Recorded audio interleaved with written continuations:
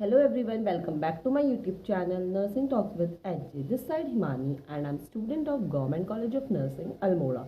So basically आज हम जो वीडियो बना रहे हैं इसका मेन टॉपिक है कि जो भी बच्चे प्रिपेयर कर रहे हैं HNVU 2025 के नर्सिंग एंट्रेंस एग्ज़ाम के लिए, तो वो लोग सब मुझे कमेंट में पूछ रहे हैं कि दी क्या स्ट्रेटजी है, कैसे हम क्लियर कर सकते हैं और कैसे वो अपना नर्सिंग में जो एंट्रेंस एग्ज़ाम है उसमें क्लियर करके अपनी गवर्नमेंट कॉलेज में नर्सिंग में सीट सिक्योर कर सकते हैं। तो इन सारे टॉपिक पे आज हम बात करने वाले हैं। क्या स्ट्रेटजीज रहने वाली है, क्या क्या सब्जेक्ट्स होते हैं और कितने मार्क्स का एग्ज़ाम होता है and how you have to crack that exam. तो सबसे पहले ये जानने के लिए तो आपको स्ट्रेटजीज जानने के लिए पहले पता होना चाहिए कि जो बीएससी नर्सिंग का एग्ज़ाम है वो बेसिकली कितने मार्क्स का होता है, कैसे होता है। ठीक है, तो आपका जो बीएससी नर्सिंग का एंट्रेंस एग्ज़ाम है वो बेसिकली अप्रैल के मंथ में हर साल आपके फॉर्म आ जाते हैं और जून तक का आपके सारे जो भी जितने भी यूनिवर्सिटीज़ हैं या फिर जितने भी कॉलेजेस हैं स्टेट के हो या कहीं के भी, वो अपने जो एंट्रेंस एग्ज़ाम है वो कंडक्ट करा लेते हैं जून तक का, और जुलाई तक का आपका क्या हो जाता है, एग्ज़ाम होने के बाद रिज़ल्ट आना शुरू हो जाता है। तो इस बार भी आपके फॉर्म तब तक ही आएंगे, तो ध्यान दीजिएगा, डोंट स्किप आउट। ओके, वैसे जो भी आपको इन्फॉर्मेशन चाहिए वो मैं आप इस चैनल में मिल जाएंगी, तो आप देख सकते हैं, तो आप सब्सक्राइब कर सकते हैं जिससे कि आपको आने वाली जो भी रिलेटेड इन्फॉर्मेशन है वो मिलती रहे टाइम टू टाइम। तो चलिए स्टार्ट करते हैं। तो सबसे पहले हम जानेंगे बीएससी नर्सिंग का जो एग्ज़ाम है, तो उसमें है क्या। जो वो एग्ज़ाम होता है वो आपका 2 आवर्स का एग्ज़ाम होता है। ठीक है, 2 आवर्स का होता है जिसमें आपके क्वेश्चन जो रहते हैं वो होते हैं 100 क्वेश्चन आपके रहते हैं, और उसमें क्या होता है, आपको ईच क्वेश्चन जो है वो 1 मार्क्स का होता है। और सबसे अच्छी बात ये है कि जो ये एग्ज़ाम है इसमें नेगेटिव मार्किंग नहीं होती है, तो आप इसमें तुक्के भी लगा सकते हैं क्योंकि मोस्ट ऑफ द टाइम तुक्के ठीक भी हो जाते हैं, तो आप इसमें तुक्के लगा सकते हैं। ठीक है, अब हम बात करते हैं इसमें सब्जेक्ट्स कितने आते हैं। तो इसमें बेसिकली जो सब्जेक्ट्स है वो 5 रहने वाले हैं। तो आपके इसमें 5 सब्जेक्ट्स होते हैं। 3 तो बेसिक होते हैं, that is biology, chemistry and physics, जो अभी सब लोग 12th तक का पढ़ते ही हैं। और 2 जो सब्जेक्ट है वो एक है नर्सिंग एप्टीट्यूड आने के इंग्लिश भी बहुत ज़्यादा इजी होती है और सब लोग इजीली कर लेंगे, इंग्लिश इतनी कोई टफ आती नहीं है। और बाकी सब कुछ ही इजी होता है अगर आप अच्छे से करेंगे। अभी से अगर आप प्रिपरेशन करेंगे, अभी आपके पास 3 to 4 मंथ्स है, अगर आप अभी से प्रिपेयर करेंगे तो आप अच्छे से अपना एग्ज़ाम क्रैक कर सकते हैं। तो चलिए स्टार्ट करते हैं कि आपको आपकी स्ट्रेटेजी क्या रखनी चाहिए। सबसे पहले स्ट्रेटेजी ये कि आपको अपना एक फ़िक्स टाइम बनाना होगा। जो भी बच्चे अभी 12th में अपीयरिंग है या 11th में अगर अभी से प्रिपरेशन करें तो वो तो अपने अच्छे से बस 12th के सब्जेक्ट्स को या 11th के सब्जेक्ट्स को ही पढ़ लें, तो वो ईजिली क्रैक कर लेंगे इन 1 अटेम्प्ट। ठीक है, बहुत ज़्यादा टफ नहीं आता है, ईजी आता है, नीट लेवल से थोड़ा कम ही होता है, तो आप लोग ईजिली क्रैक कर लेंगे। बट बात करते हैं जो ड्रॉपर्स हैं या फिर जो अभी दोबारा से प्रिपेयर कर रहे हैं, जिनने अपने 12th 11th के टाइम पे नहीं पढ़ाई की, तो वो कैसे पढ़ाई करें। तो आपको सबसे पहले क्या करना होगा, आपको स्टार्ट करना है विद बेसिक सब्जेक्ट्स, मतलब जो सबसे इजी सब्जेक्ट है आपको उससे स्टार्ट करना है, टफ से स्टार्ट नहीं करना है, वरना फिर आप वहीं पर अटक जाएंगे और आप आगे भी नहीं बढ़ पाएंगे। ठीक है, तो आपको सबसे पहले इजी सब्जेक्ट से स्टार्ट करना है। जैसे कि हम देख सकते हैं बायोलॉजी, अब हमने बायोलॉजी स्ट्रीम ली तो हमारी कमांड बायोलॉजी में होती है। ओके, तो सबको स्टार्ट करना है फ्रॉम बायोलॉजी। ठीक है, हम बायोलॉजी से स्टार्ट करेंगे, हमें बायोलॉजी को पढ़ना है अच्छे से, हमें 11th और 12th के सारे चैप्टर्स देख लेना है। एनसीईआरटी आप रिकमेंड कर सकते हैं। वैसे अगर आप टाइम अगर कम लग रहा है तो आप क्या कर सकते हैं, 1 शॉट वीडियो सारे चैप्टर्स की देख सकते हैं। और उसके बाद आपको मैं एक चैनल बताऊंगी PYQs के लिए, आप PYQs कर सकते हैं उस चैनल की हेल्प से, और आप आगे समझ सकते हैं कि किस टाइप के एग्ज़ाम आते हैं। आप जितने PYQs करेंगे उतना आपको आइडिया हो जाएगा कि कैसे आपको करना है।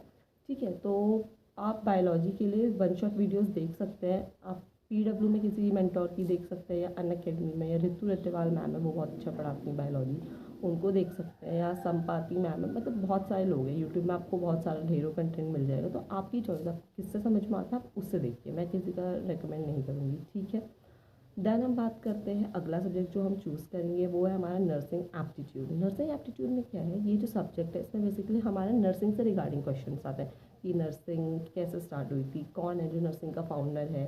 तो जैसे फ्लोरेंस नाइटिंगेल है तो हमें उनके बारे में पता होना चाहिए, या फिर जो भी बेसिक नर्सिंग के रिलेटेड है। या फिर BMW से क्वेश्चन आता है, BMW डस्टबिन होती हैं जो कि मेडिकल डिपार्टमेंट में यूज़ की जाती है, आप देख लीजिएगा।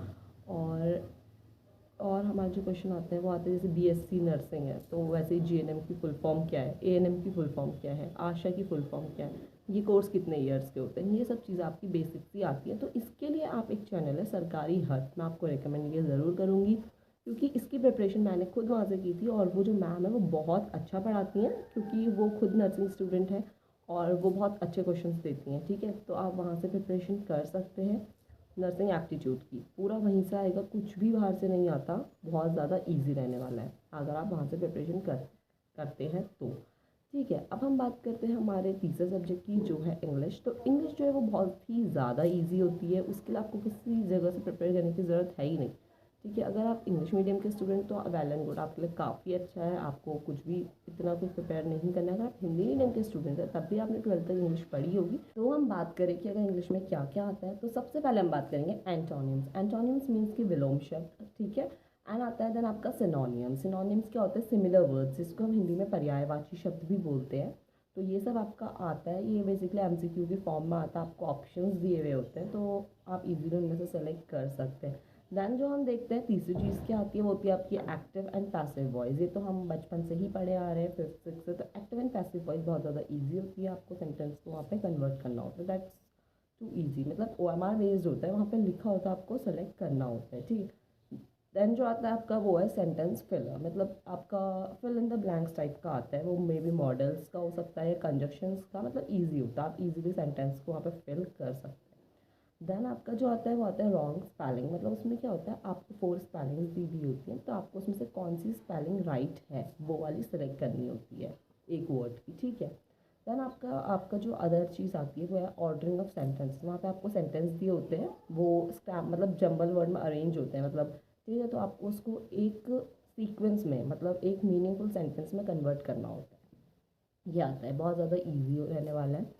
देन आपका आता है जंबल वर्ड्स। इट मीन्स कि वहाँ पे वर्ड्स वही जो बचपन में हम करते थे, वर्ड्स उल्टे सीधे लिखे हुए, और हमको उसको क्या करना है, एक मीनिंगफुल वर्ड में कन्वर्ट करना है। तो जंबल वर्ड्स आपको देखने को मिल सकता है। दैन आपको एक और चीज़ जो देखने को मिलेगी वो है स्पॉटिंग एरर्स। मतलब वहाँ पे एक सेंटेंस लिखा हुआ होगा, उसमें से आपको एरर को स्पॉट करना है। ठीक है, जो ओमिशन एरर करके हम लोग पढ़ते थे, स्पॉटिंग एरर, ठीक है, उसमें हम आपको क्या करना है, एरर को ढूंढना है, तो वो आता है। तो उतना वो भी कोई टफ है नहीं, आप इजीली जब पढ़ोगे सेंटेंस आपको समझ जाएगा ये वाली चीज़ यहाँ पे नहीं होनी चाहिए, मतलब बहुत बेसिक, बहुत ही बेसिक होता है। तो मैं आपको क्या बोलूँगी कि अगर आप अपना बेसिक से स्टार्ट करते हैं, like biology, nursing aptitude and English भी अगर आप अपनी स्ट्रॉन्ग कर लेते हैं, और अगर आपको केमिस्ट्री और फिजिक्स थोड़ा टफ लगता है, तो आप इजीली फिर भी स्कोर कर सकते हैं, क्योंकि 50 से ऊपर मार्क्स लेके आने होते हैं। फॉर जनरल्स मतलब थोड़े ज़्यादा लाने होते हैं, बट स्टिल कभी कभार उससे कम में भी मिल जाते हैं। तो आपको ज़्यादा क्या करना है, इन चीज़ों पे फोकस करना है जो आपके स्ट्रॉन्ग सब्जेक्ट्स है।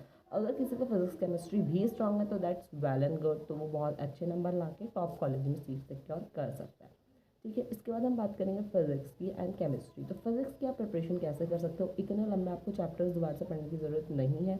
फॉर्मूला बेस्ड क्वेश्चन आता है, आपको जस्ट फॉर्मूला आना चाहिए, आप क्वेश्चन में रखेंगे, आपका आंसर निकल जाएगा, बहुत ईजी क्वेश्चन आते हैं। ठीक है, तो उसके लिए आपको क्या करना है, हर चैप्टर की, मतलब मोस्टली आप 12th पे फोकस करना, और टाइम मिले तो 11th पे भी कर लीजिएगा।